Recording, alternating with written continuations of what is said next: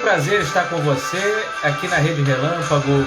Uma boa noite para todos que estão curtindo o nosso Primeira Página. Começa agora o jornalismo verdade da televisão brasileira, por que não dizer isso? Mesmo estando aqui no Instagram, nós temos o dever e o prazer de te informar sobre tudo o que aconteceu no Brasil e no mundo. Fique aqui que você está muito bem informado nesse telejornal da Rede Relâmpago. São exatamente 22 horas e 45 minutos. Vai meu beijo, meu abraço para Ana Gonçalves, André Novaes, que entrou também aqui, Anne Bertenbach, muito obrigado pela presença de todos. Vamos começar com as notícias. Você que perdeu alguma notícia, você que perdeu alguma coisa que aconteceu durante o dia, fique ligado que aqui você fica muito bem informado. Vou colocar aqui o nome do programa, Primeira Página, tracinho, jornalismo verdade. Bom, hoje o que teve de informação... Gente, olha, hoje foi uma coisa terrível, sobretudo para nós jornalistas, né? Só que o grande problema é que a gente já não estamos nem mais, vamos dizer assim, preocupados, né, com o que vai dizer, o que não vai dizer o presidente em relação a jornalistas. Enfim, vamos começar com algumas notícias.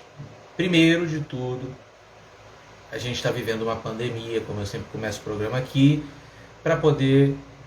Denise Monteiro Corso, obrigado pela presença, minha esposa está aqui também, meu beijo. Nós estamos vivendo uma pandemia, então não tem como não falar da pandemia. Nós superamos a triste marca de 500 mil vítimas da Covid-19 no último sábado. A situação do país diante dos números da pandemia segue preocupante. Nessa segunda-feira, o Brasil viu sua média móvel de casos em 73.564. Essa média móvel de casos, são casos, não são mortes, 73.564 é a pior alta desde março desse ano. 25% no comparativo com 14 dias atrás. Isso significa que o contágio está aumentando e volta a se aproximar do pior ritmo já visto. O país anotou 899 mortes por Covid-19 nas últimas 24 horas, totalizando nessa segunda 502.817 mortos desde o início da pandemia. Com isso, a média móvel de mortes dos últimos 7 dias chegou a 2.059. É como se todos os dias morressem, no mínimo, 2.059 pessoas. Uma média muito alta. E comparada a 14 dias atrás, nós temos um aumento de 20%, que indica aumento na tendência de mortos. Andréia, boa noite, sucesso sempre, obrigado, meu beijo. Lúcia Bessa, querida. Aliás, Lúcia e Andréia, né? Amanhã, não fechamos o assunto ainda, amanhã nós vamos ter a estreia do Vadmecum, Seus Direitos Sem Dúvidas, com a minha parceira Poliana Miranda, que é até bem... Ela é colega da Lúcia Bessa, viu? Ela é conhecidíssima a Lúcia. Ela conhece a Lúcia ou a Lúcia conhece ela, enfim. Já estou aqui falando. Amanhã nós temos a estreia da Poliana, essa advogada sensacional. Ela vai falar sobre violência da mulher. Então, Lúcia, Andréia, chamem a galera aí para poder participar amanhã às 8 da noite. Eu agradeço a presença de vocês. Seguindo, falando aqui da média, né, alta, né, de Covid-19, ainda segue alta, 2.059 mortes no mínimo, e essas 899, número tão pequenininho, né?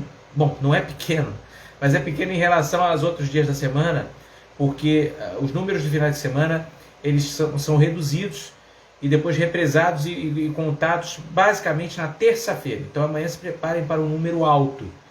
É normal que no domingo, na segunda, os números sejam baixos. E na terça-feira o número fique mais alto. Isso é absolutamente normal. Bom, normal dentro da normalidade, mas é anormal. Nós estamos com no mínimo 2.059 pessoas morrendo todos os dias, um aumento de 20% em comparação com a média móvel. É o quinto indicativo de alta seguido e o sexto dia em que a média móvel fica acima de 2.000 mortos. Os números estão no novo levantamento do consórcio de veículos de imprensa sobre a situação da pandemia do coronavírus no Brasil e foram consolidados às 20 horas dessa segunda. O trágico número de 500 mil brasileiros mortos em decorrência da Covid-19, registrados no sábado, e os protestos contra o presidente Jair Bolsonaro ocuparam as páginas dos principais veículos internacionais nesse último final de semana. A cobertura da imprensa internacional dos 500 mil mortos no Brasil e as marchas afirma que há uma indignação crescente dos brasileiros contra o presidente Jair Bolsonaro, apontado nos protestos como culpado pelo alto número de vítimas de pandemia nesse país. Também retrata a situação crítica no Brasil, onde a vacinação está lenta demais e o descontrole do vírus pode levar a uma terceira onda ainda mais letal. Brasil ultrapassa o marco sombrio de 500 mil mortes de Covid-19 em meio a protestos contra a resposta de Bolsonaro, diz o título de reportagem do jornal britânico The Independent. A foto principal ilustra uma imagem de uma mulher em protesto com a frase "Fora Bolsonaro" estampando sua máscara.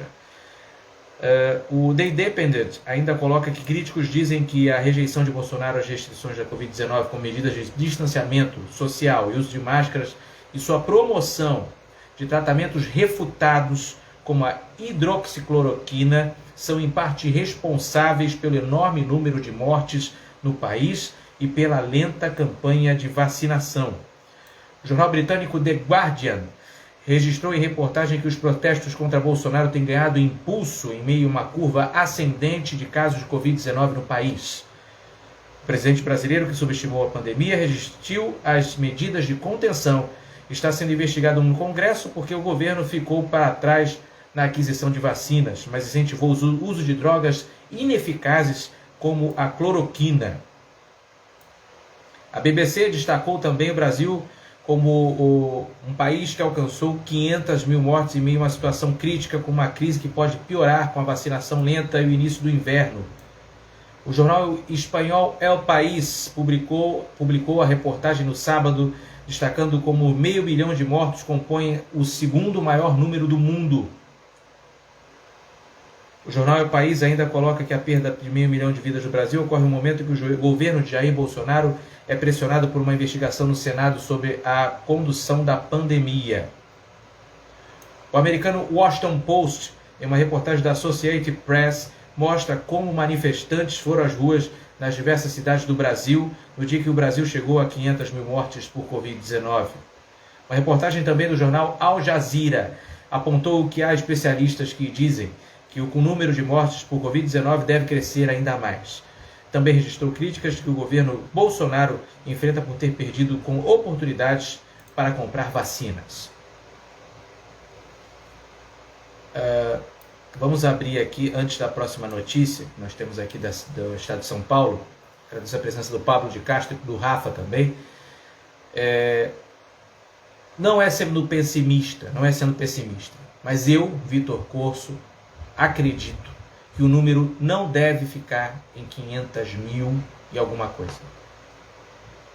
Pelo jeito que a coisa anda, pelo jeito que a coisa está, pela condução, né, pela lentidão da vacinação. Algumas pessoas sequer voltam para tomar a segunda dose. Esse número tende a aumentar, infelizmente. Infelizmente nós vamos chegar... Não fiquem surpresos se nós chegarmos a 600 mil mortes. Não fiquem surpresos. Não fiquem. Não fiquem surpresos se ultrapassarmos os Estados Unidos e ganharmos o título de país que mais teve mortos pela Covid-19. Infelizmente, esse título pode chegar bem próximo ao Brasil. A gente reza que não, né? Enfim. Leandro Amaral, obrigado pela presença. Vanusa também. Sejam bem-vindos.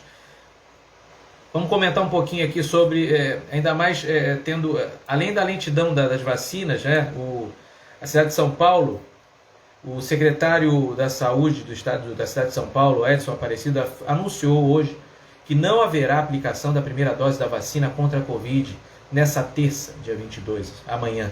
O anúncio foi feito depois de mais de 60% dos postos de vacinação da capital, São Paulo, ficarem sem doses nessa segunda-feira, dia 21. Na terça, apenas pessoas em busca da segunda dose poderão ser vacinadas, já que o dia será dedicado a repor estoques dos postos. O mesmo acontecerá em outras duas capitais, Florianópolis e Aracaju, que também suspenderam a aplicação da primeira dose por falta de imunizantes. Ainda de acordo com o Aparecido, a vacinação de pessoas com 48 anos na capital paulista, prevista para ter início na próxima quarta-feira, vai ser adiada. O secretário informou também que a vacinação das faixas etárias seguintes pode ser afetada e que novas datas para os próximos grupos devem ser divulgadas de acordo com o recebimento de remessas do governo estadual. Uma má notícia, mas lá vem uma boa notícia. Vamos lá. A farmacêutica Pfizer anunciou na noite dessa segunda-feira que envia ao Brasil, nessa semana, 2.400.000 doses da vacina contra a Covid-19. As entregas serão feitas em 3 voos, todos com chegada pelo Aeroporto Internacional de Viracopos, em Campinas, São Paulo. A primeira remessa com 528.000 doses está prevista para chegar na noite dessa terça-feira, amanhã. As outras duas entregas ocorrem na quinta-feira, dia 24, e no domingo, dia 27, com mais 936.000 doses em cada dia. Até o momento, 14 lotes de vacinas da empresa americana chegaram ao país, totalizando 10.700.000 das 200 milhões de doses do imunizante desenvolvido pela Pfizer-BioNTech, contratadas pelo governo federal. A farmacêutica diz que vai cumprir o cronograma de entrega total até o final de 2021. A ministra Rosa Weber, do Supremo Tribunal Federal, suspendeu nesta segunda-feira a convocação de governadores pela CPI da Covid. Em 26 de maio, a CPI aprovou a convocação de 9 governadores. 2 dias depois, em 28 de maio, um grupo de cerca de 20 governadores acionou o Supremo contra as convocações. Ao analisar o caso, Rosa Weber decidiu que a comissão pode convidar governadores a comparecer de forma voluntária. A ministra também pediu ao presidente do Supremo, Luiz Fux, que inclua o processo em sessão extraordinária do julgamento do plenário virtual. Segundo a assessoria do STF, o caso vai entrar em análise em sessão virtual entre os dias 24 e 25 de junho. Quando a ação foi apresentada ao Supremo, assinaram o pedido os governadores de Distrito Federal, Alagoas, Amazonas, Amapá, Bahia, Espírito Santo, Goiás, Maranhão, Pará, Pernambuco, Piauí, Rio de Janeiro, Rio Grande do Sul, Rondônia, Santa Catarina, São Paulo, Sergipe e Tocantins. O deputado federal Osmar Terra, do MDB, Rio Grande do Sul, que depõe à CPI da pandemia nessa terça-feira, disse à CNN que a tese da comissão de existência de um gabinete paralelo no governo federal para o combate à pandemia é uma falácia. Abre aspas. Estou muito tranquilo com o depoimento na CPI. Lamento apenas as distorções e as matérias que tentam me desqualificar. Pensando frases, essa teoria de gabinete paralelo é uma falácia. A CPI aponta que Terra é um dos principais integrantes do que chama de gabinete paralelo. Um grupo de fora do Ministério da Saúde que traçava as principais políticas de enfrentamento do coronavírus, como, por exemplo, a imunidade de rebanho. Terra também contesta essa versão na CPI. Segundo ele, nunca defendi imunidade de rebanho como estratégia. Era o resultado de qualquer epidemia, com ou sem vacina. Segundo ele, o que sempre disse e deverá repetir na comissão nesta terça-feira é que políticas de lockdowns fracassaram. O que tem insistido, segundo ele, os lockdowns e quarentenas horizontais fracassaram. Os governadores não vão ter responsabilidade nesse fracasso. Vamos lembrar do senhor Osmar Terra, que ele tuitou o seguinte trecho. Atenção ao trecho que o Osmar Terra, o mesmo que disse agora, que vai estar amanhã na CPI da Covid, ele afirmou o seguinte ontem. Abre aspas. Nessa trágica pandemia, perdi pessoas queridas e estive numa UTI. A minha solidariedade a todos que tiveram perdas. São 500 mil no Brasil e 3,8 milhões no mundo. Que a gente reflita sobre nossa fragilidade, atenção, diante das forças da natureza e aprenda a enfrentá-las melhor agora e no futuro. Senhores, eu vou repetir a frase final que o senhor Osmar Terra disse em seu Twitter. Aqui não estamos inventando nada, está no Twitter do Osmar Terra. Que a gente, olha como ele coloca a Covid, que a gente reflita sobre nossa fragilidade diante das forças da natureza. Ou seja, o senhor Osmar Terra coloca que a Covid é uma força da natureza.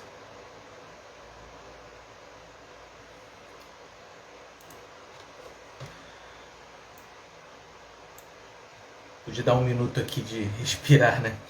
Depois dessa. Documento enviado à CPI da Covid pela farmacêutica Vitamedic revela expressivo aumento da produção de ivermectina entre 2019 e 2020.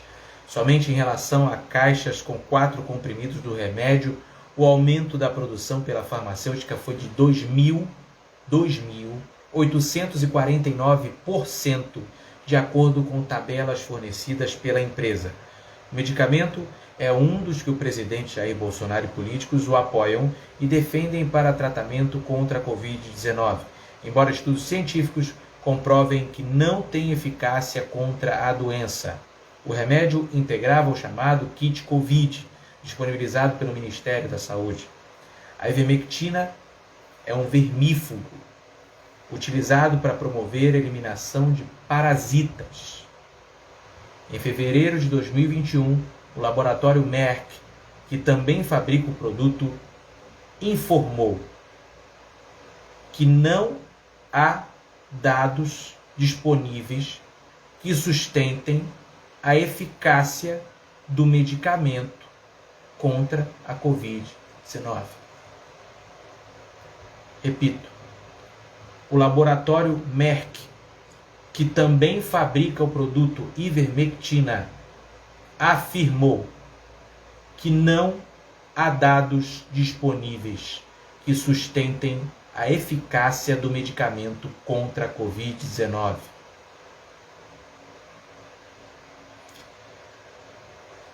Eu acho que isso... Eu não preciso nem ler a matéria mais, né? Eu acho que não precisa mais. Apesar disso, o remédio ainda vem sendo indicado para pacientes acometidos pela doença e chegou a ser defendido pelo presidente Jair Bolsonaro e por políticos que o apoiam. Olha, eu conversei com muitas pessoas, conhecidos meus, amigos e familiares. Enfim, muita gente afirma que, olha, eu tive problemas e aí eu tomei, ou então eu tomo desde que começou a pandemia. Enfim, e me perguntaram, você não toma? Não, eu vou tomar por quê? Se eu faço distanciamento, se eu estou em casa, ou quando vou para a rua uso máscara, se eu não fico em festa, se eu não vou visitar ninguém,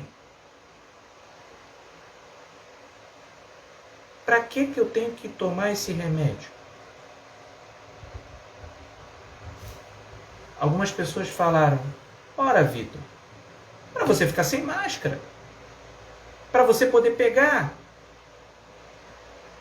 Alguns ainda disseram que se eu pego, tá ótimo, porque eu adquiro anticorpos. Onde é que você tirou isso, meu filho? Se eu pego, eu posso morrer também. Então é uma roleta russa na qual eu tenho que participar. É mais ou menos isso. É como se você fosse para a rua, vou pegar a Covid, quero pegar a Covid, vamos dizer assim, e a pessoa vai para a rua, vou pegar a Covid para ver se eu adquiro anticorpos, para ver se eu adquiro imunidade de rebanho, para ver se eu... Que isso, gente? Essa doença mata, filho. Você quer viver a sorte? Quer tentar a sorte? Eu não quero. Continuo fazendo o que a OMS coloca. Distanciamento, máscara e uso de álcool em gel. Ainda falando sobre a CPI, vai dar o que falar, gente. Olha, eu queria que essa CPI não terminasse em pizza, como algumas outras.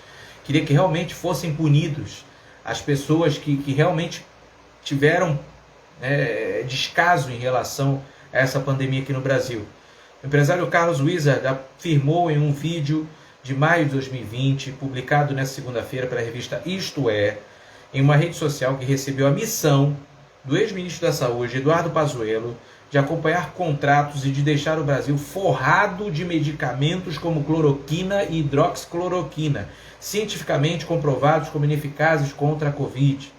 A Organização Mundial da Saúde anunciou a ineficácia do medicamento em outubro de 2020, embora desde maio daquele ano estudos científicos já apontassem o uso da cloroquina como ineficaz. A distribuição do medicamento pelo Ministério como forma de tratar a Covid é um dos principais pontos da CPI da Covid.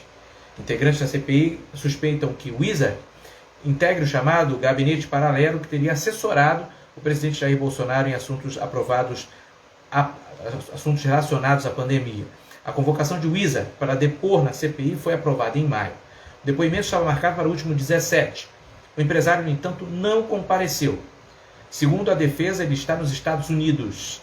O depoimento foi remarcado para o próximo dia 30. Tomara que compareça. Já que não tem nada, não deve nada do assunto, vai lá falar, pô. Qual o problema, né? Gente, olha, vamos começar agora a tocar num assunto que realmente foi vexatório. Bem... Eu não senti vergonha, não, porque não me representa, né, esse senhor. E agora, como jornalista, eu quero deixar bem claro. Somos Laurene Santos.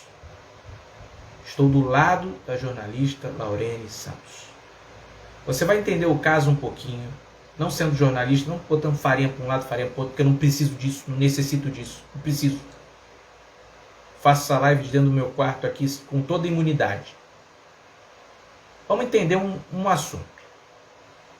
Bolsonaro, Jair Bolsonaro, presidente da República do Brasil, se irritou com uma pergunta da jornalista Laurene Santos, da TV Vanguarda, afiliada da Rede Globo. Voltou a fazer ataques à emissora, chamou de canalha, foi questionado porque não usava máscara, Bolsonaro, quando chegou para cumprir a agenda em Guaratinguetá. E aparentemente nervoso, mandou a jornalista calar a boca. Os vídeos estão circulando pela internet, se você reparar, ele não manda só a jornalista Laurene calar a boca. Ele manda inclusive os seus, que ficam aqui atrás. Parecia que tinha alguns dos apoiadores que ficaram aqui, né? Aquela galera do governo. Alguém falou alguma coisa, ele mandou eles calarem a boca também. Abre aspas. Frases de Jair Bolsonaro. Para de tocar no assunto. Você quer botar?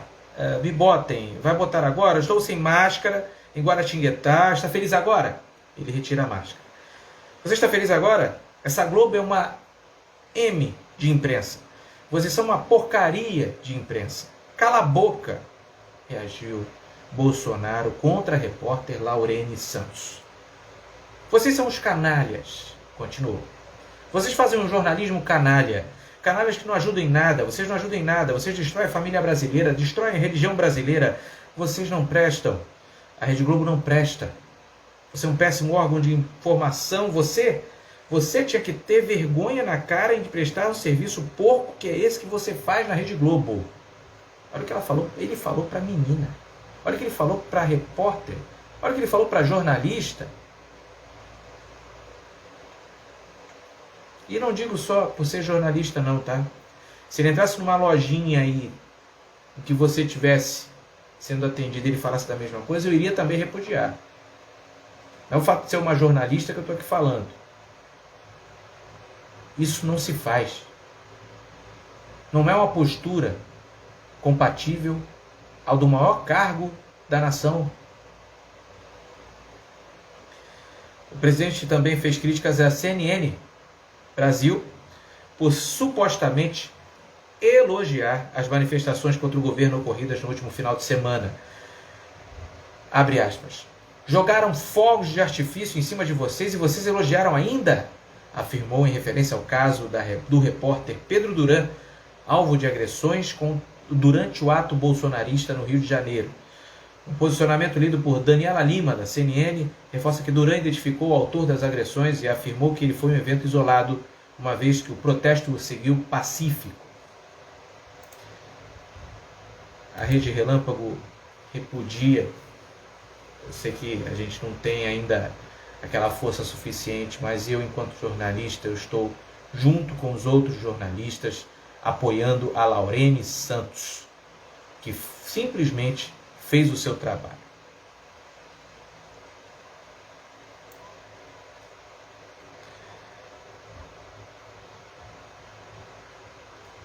A jornalista Laurene Santos, graças a Deus, ela recebeu elogios, né? Recebeu várias formas aí de agradecimento pelo trabalho, pelo bonito trabalho que ela faz de jornalista. Recebeu mensagem de solidariedade também em seu Instagram, em internautas, em últimas publicações, como "Você foi brava", comentou um, "Meus parabéns pelo seu profissionalismo hoje, sua altivez, sua coragem, sua calma fizeram a diferença e ajudam a iluminar o momento histórico grave que vivemos. Força e continue sempre em frente. Viva o jornalismo, vamos juntos."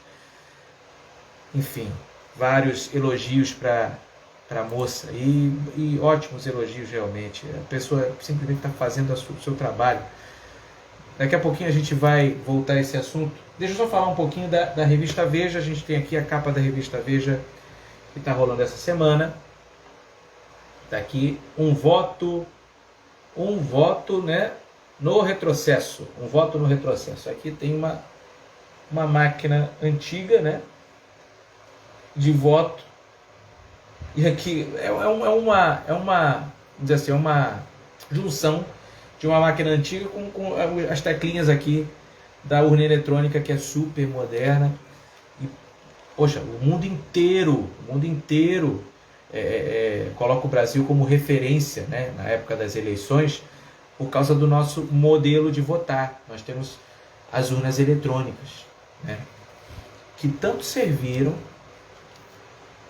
para o Jair Bolsonaro e alguns outros políticos que defendem a volta do voto impresso, tanto serviram nesses anos todinhos para que eles pudessem se eleger. E agora não serve mais. Agora eles querem voltar para o voto, né, pro voto impresso. Diz a capa da revista Veja: a partir das teorias conspiratórias de Bolsonaro, o Congresso avança no debate sobre a cédula impressa, medida desnecessária que só serve a quem deseja tumultuar o processo eleitoral de 2022. E aí eu separei aqui, está aqui na página 27, nós temos aqui alguns temas como fato que realmente ocorreram e as pessoas disseminaram como notícia, e não era notícia, era tudo fake news, eram fake news. Vou dar uns exemplos aqui. A gente tem, olha o que inventaram. Inventaram que a imprensa venezuelana revela fraude em eleições no Brasil. O que aconteceu foi o seguinte: a empresa Smartmatic apoiou na logística como transportadora de urnas em alguns locais durante as eleições e nunca teve acesso à programação do sistema. A outra é: urna eletrônica está programada para autocompletar voto em Haddad. Fizeram análise técnica e tudo comprovado que foi montagem. Ao tentar votar em Bolsonaro, a urna eletrônica apresenta o voto nulo. O eleitor apertou os números de Bolsonaro na tela de candidatos a governador. Como em alguns estados não havia candidatos ao cargo pelo PSL, aparecia na tela a expressão voto nulo. Às vezes eu penso assim, a pessoa não conhece o voto, né? Não conhece a urna eletrônica.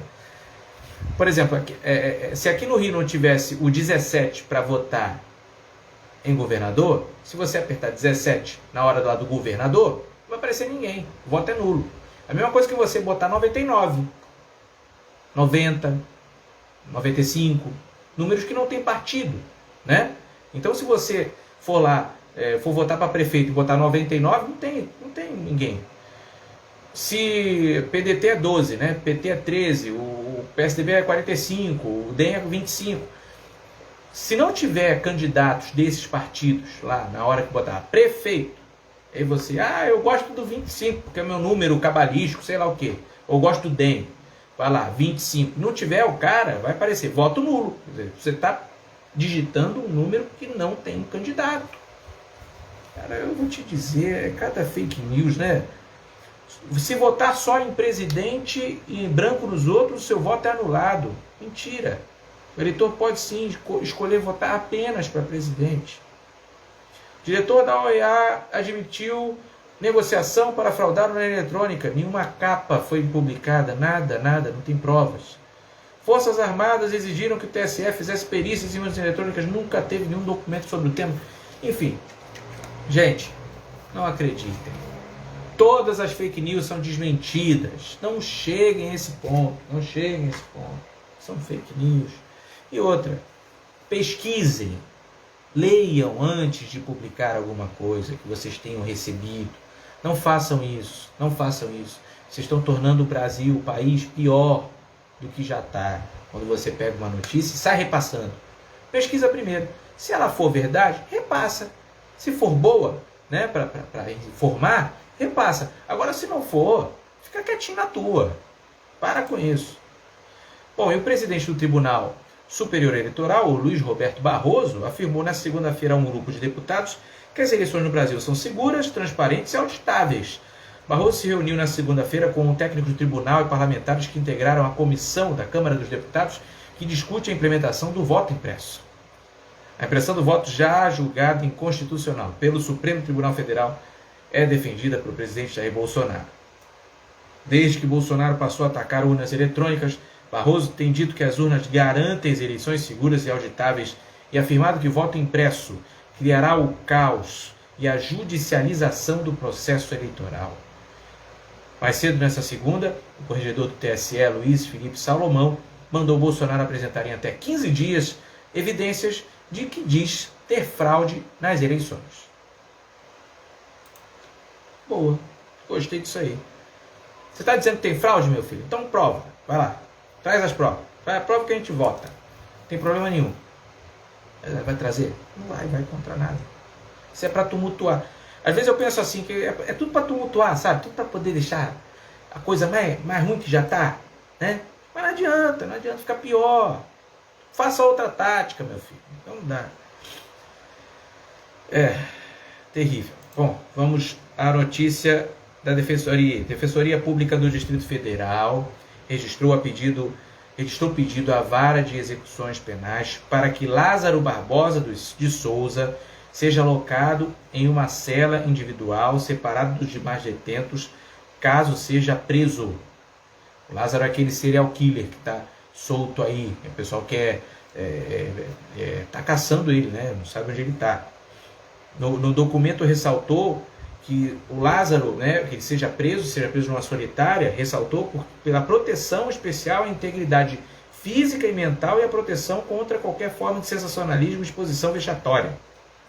O texto avaliou a enorme repercussão nacional ao caso e, visando preservar a vida do assistido, solicitou que o assistido seja alocado em instalações seguras em caso de prisão.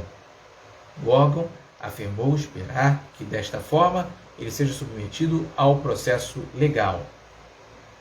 Pois é. O Lázaro, ele está sendo procurado. Ele simplesmente invadiu a chácara do Cláudio Vital, matou ele, matou os filhos. No momento da fuga, fez Cleonice Marques, mulher de Cláudio, refém de sequestro. Logo depois da entrada do bandido da casa, ela ter feito uma ligação para o seu irmão pedir socorro. Sua família chega momentos depois, mas encontra corpos de Cláudio e filhos.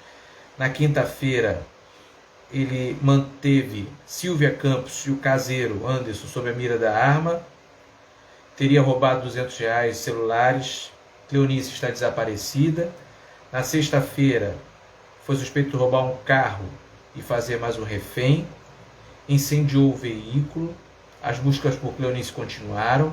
O corpo de Cleonice foi achado no sábado, dia 12 de junho. Lázaro invadiu outras residências, uma na Lagoa Samuel, onde teria ingerido bebidas alcoólicas, feito caseiro refém, destruído seu carro. Horas depois invadiu outra chácara, atirou em 3 homens, roubou armas de fogo, incendiou uma casa, trocou tiros com a polícia. No domingo invadiu uma casa de novo, no dia 13, a residência estaria vazia, o criminoso fugiu num Corsa vermelho, foi abandonado uma rodovia. Lázaro fugiu para o mato. Na segunda-feira trocou tiros com um fazendeiro na região de Edilândia. Foi levantada a hipótese do autor ter ficado ferido, né? O fazendeiro ter conseguido atirar no Lázaro. Uma família foi feita refém na terça-feira na zona rural de Edilândia. Ele utilizou o mesmo modus operandi, levou o casal, o dono da propriedade, a filha adolescente, para a beira de um rio. A menina conseguiu mandar uma mensagem pelo celular. As equipes foram até o local e houve confronto com o criminoso. Os reféns foram salvos, mas o policial acabou sendo baleado de raspão. Ele recebeu atendimento, passa bem, o Lázaro conseguiu fugir. Na quarta-feira foi visto por um morador alertado sobre a presença de serial killer. Fecharam o perímetro das buscas ao longo do local onde foi visto. Na quinta-feira ainda, Rodney Miranda afirmou que Lázaro está desgastado, tem cometido erros. Miranda também anunciou que o Ministério da Justiça e a Segurança Pública, Anderson Torres, ministro da Justiça, ofereceu 20 agentes da Força Nacional para ajudar nas buscas. Lázaro tentou atirar num cão farejador, mas não acertou, o animal não se feriu, enfim. Eu fiquei, acho que aqui, quase uns 5 minutos lendo tudo que o Lázaro fez. Matou gente, atirou para matar, fez tudo mais. Então, eu vou ler o trecho da mensagem, vou ler a manchete. Defensoria Pública do Distrito Federal pede proteção à integridade física de Lázaro após a prisão. Isso vai gerar uma certa polêmica, porque ele matou um bocado de gente, porque isso, aquilo, outro, enfim. Mas é essa a notícia. Vamos lá. A Justiça Federal de Brasília absolveu o ex-presidente Luiz Inácio Lula da Silva do PT e seu ex-chefe de gabinete Gilberto Carvalho e outras 5 pessoas acusadas pelo Ministério Público Federal de favorecer montadoras por meio da edição da medida provisória 471 de 2009. De acordo com a decisão do juiz Federico Botelho de Barros Viana, a investigação não demonstrou de maneira convincente como Lula e Carvalho teriam participado do contexto supostamente criminoso. A acusação contra Lula teve origem na Operação Zelotes e foi oferecida ao MPF em 2017. Segundo o MPF, a empresa Marcondes e Maltoni Empreendimentos, que representava a Caoa, Hyundai e MMC, Mitsubishi do Brasil, teria oferecido R$6 milhões a Lula e Carvalho em troca da edição da MP 471, que prorrogou incentivos fiscais a montadoras instaladas nas regiões Norte, Nordeste e Centro-Oeste. No último mês de maio, a Procuradoria mudou de posição e solicitou a absolvição do petista. Caio Alex está por aqui também. Olha, boa noite. Boa noite, Alex Amorim, Raniele Armi, Valéria Nepe. Obrigado pela presença de vocês, meus queridos. O Caio Alex está aí, ó. O Caio Alex é do SBT Rio. É jornalista também, um dos mais competentes. É que eu mando um beijo para ele. A Marinha dos Estados Unidos divulgou nesta segunda-feira imagens de um teste de choque completo em navio ocorrendo ao lado de um dos maiores e mais novos porta-aviões do mundo. O vídeo mostrou uma grande explosão ocorrendo próximo ao porta-aviões USS Gerald Ford, de 100 mil toneladas, na costa oeste dos Estados Unidos em 18 de junho. O Serviço Geológico dos Estados Unidos que fugiu aqui o negócio. O Serviço Geológico dos Estados Unidos registrou a explosão como um terremoto de magnitude 3,9, cerca de 161 quilômetros da costa da Flórida. A Marinha dos Estados Unidos conduz testes usando explosivos reais para testar se seus navios de guerra conseguem continuar a atender os exigentes requisitos de missão sob condições adversas que podem encontrar em batalha, diz a Marinha em um comunicado.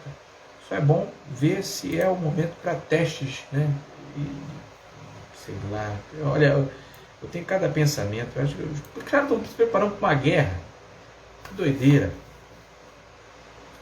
O meio-campista Patrick de Paula se pronunciou sobre as acusações da torcida do Palmeiras. Em vídeo divulgado na segunda-feira à tarde, diz que não participou de uma balada clandestina e reforçou que respeitou os protocolos contra a Covid-19, como o uso de álcool, gel e máscara. Na saída do local, definido por ele como restaurante, o jogador do Verdão foi abordado por torcedores e precisou contar com a proteção de seguranças do estabelecimento. Ele criticou a atitude dos palmeirenses. Abre aspas. Vim aqui me posicionar sobre o ocorrido que aconteceu ontem. Falaram muitas coisas, que eu estava numa balada clandestina, na madrugada. Eu não estava em balada clandestina. Estava em um restaurante com a minha namorada e com amigos. Na hora de ir embora, fui pagar, o caixa estava cheio.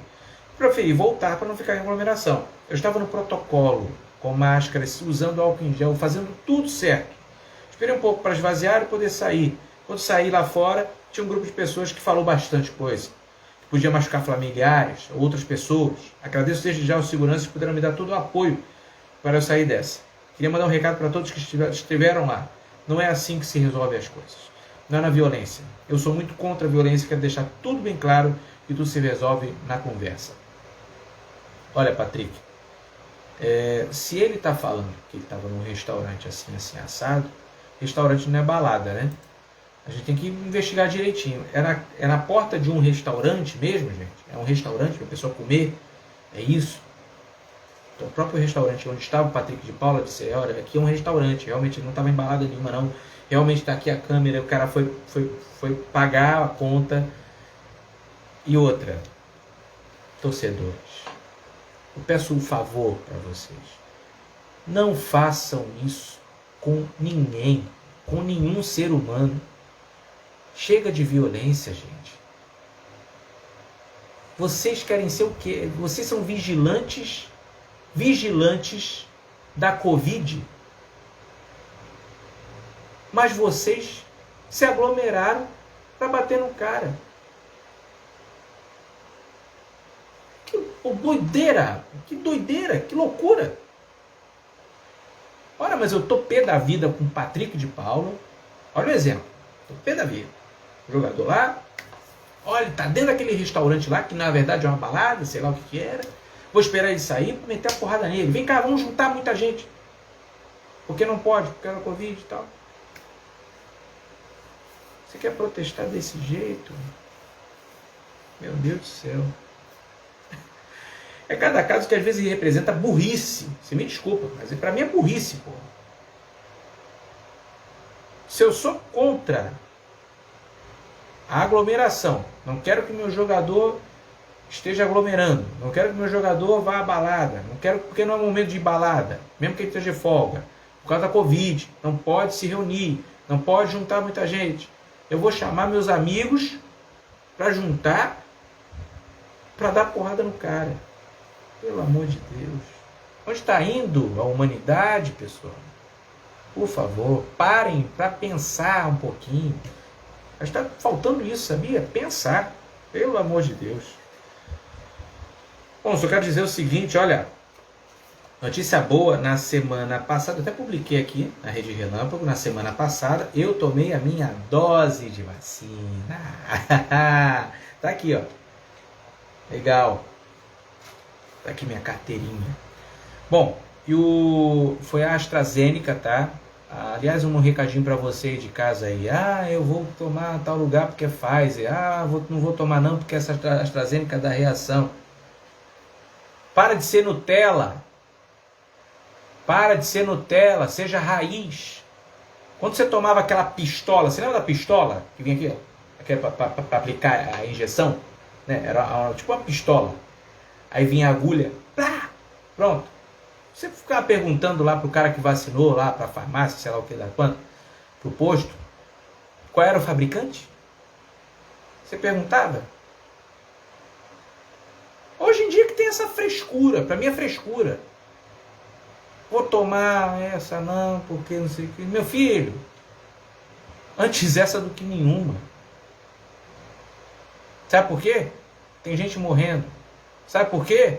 O cara que viabiliza a compra das vacinas demorou muito a viabilizar.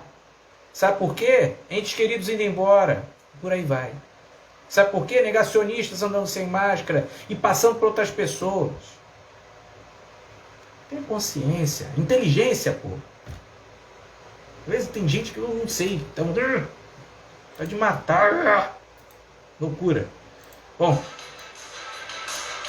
Vamos para as notícias do Brasil e do mundo. Vamos lá. Desculpa, gente, mas eu fico indignado com algumas coisas. Indignado, como dizia o Gil do Vigor. Vamos parar de bobagem. Tanta bobagem. Incêndio atinge casa de Fernando Sampaio e ator perde tudo. Dupla sertaneja As Galvão chega ao fim após 74 anos por motivo de saúde. Infelizmente, né? Irmãs Galvão. Irmãos perdem pai, mãe, avô para Covid. Saudade do abraço. Homem invade casa da ex para matar a atual dela e leva 4 tiros no rosto. Conversas privadas no WhatsApp, eis o que deve fazer. Gunter, do Friends, diz que está em tratamento contra câncer. Variante Delta da Covid-19 circula em 92 países e é fonte de preocupação, diz o OMS. Criança está em estado grave de saúde após cair de atração no Beto Carreiro, em Santa Catarina. Qual o signo mais intuitivo do zodíaco? Hein? Você sabe qual? Acesse o noticiasalminuto.com.br. Vamos falar um pouquinho do tempo. Clima no Rio de Janeiro. Olha aí, hoje nós tivemos a máxima de 24 graus, a mínima de 21. Nesse momento temos 21 graus no Rio de Janeiro. Amanhã nós temos a máxima de 22, a mínima de 19. Máxima de 22, mínima de 19. Na quarta-feira piora o negócio. Ou melhora, né? Para muita gente gosta do friozinho. Na quarta-feira a máxima é de 22, a mínima de 17 e com chuva. Na quinta-feira, a máxima é de 25, aumentam 3 graus, a mínima de 17. Depois, na sexta, aumenta mais um pouquinho, 27 graus de máxima. Sábado, 26 a máxima, domingo, 28. Na segunda-feira, volta a cair para 24. Então, fica nesse sobe e desce de temperatura até a segunda-feira que vem, né? 22, 22, 25, 27, 26, 28 e 24. E por aí vai. Se cuide, né? Que esse clima representa... Muita gente fica, né, doente, com gripe e tal, tudo mais. Pessoal, uma mulher na África do Sul afirma ter dado à luz a 10 bebês. 10 bebês. Da mesma gravidez. Foi internada em uma ala psiquiátrica de um hospital público por inventar a história. A polícia prendeu Gosiane Chitlow, de 37 anos, na casa de um parente, perto de Joanesburgo, na África do Sul, na madrugada da quinta-feira, dia 17. Conforme noticiou a revista, o jornal Sun. Os rumores da farsa aumentaram na semana passada, segundo o suposto pai das 10 crianças, que disse não acreditar que os 10 filhos existam. Tebólogo Teotese comentou que duvidava da história porque não tinha acesso aos 10 bebês, após fazer várias tentativas de vê-los.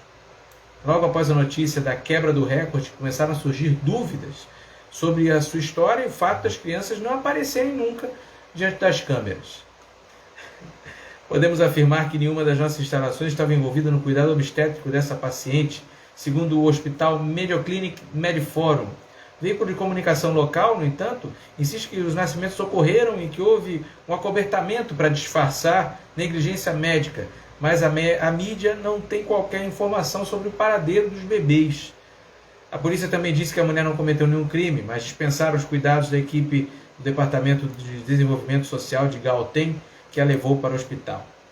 Bom, seguinte, a advogada de Chloe, a Reflor Mokoena, afirma que ela está detida contra sua vontade e que vai solicitar uma ordem judicial para garantir a sua libertação. Gente, ninguém tem informação dos paradeiros dos bebês, do paradeiro dos bebês. Segundo ela teve 10 de uma única gravidez. Onde estão esses bebês? Até o próprio pai quer também saber o que aconteceu. Enfim, é cada história, né, que a gente vê. Pessoal, a gente vai ficando aqui, vai deixando aqui a primeira página, né, de hoje. E repito, ali o Alex Amoindes trabalha na Praia que Bertioga, Litoral de São Paulo, precisamos de sol para trabalhar. Tá difícil, né, Alex? Mas chegamos no inverno, então dificilmente vai ter sol realmente. Vamos encerrar com uma homenagem a essa jornalista, Laurene Santos. Todo mundo sabe do embate que teve hoje, né?